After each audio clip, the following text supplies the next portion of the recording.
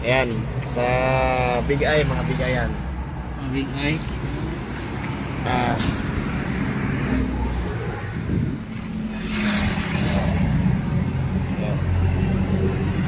Cut na Big Eye. So issue nito, Halo sa ito, sir. issue nito ay walang headlight. Kahit mag-on ka dito sa switch, wala.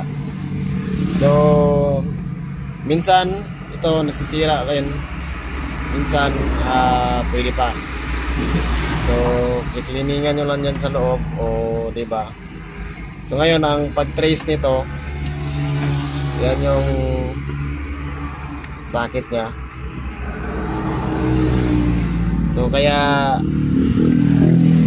nilagay ko yan dyan yung ground nya, kasi itong positive test lamp natin nilagay ko dito sa may positive, kasi ito nagsusupply sa park light. Yan yung yellow red, so may positive yan dito na direkta. So dyan ko nilagay ito. Tapos kasi ang headlight ito ground activated. So pag sabing ground activated, ang papagana sa headlight doon, kasi may nakaabang na doon na live na galing sa fuse, left and right, iba-iba yan sila ng fuse. So ang nagpapagana sa kanya itong ground na ito. Yan, so ground yung pumupunta doon sa headlight, high and low, para umilaw.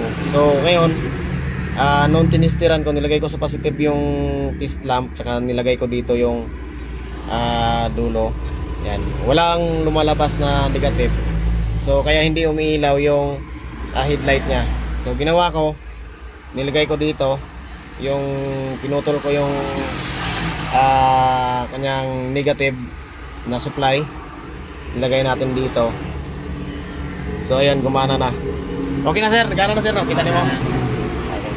So ayun, yun lang ang pag-trace ng mga headlight. Baka pwede pa sa inyo, halimbawa kayo na mag-DIY.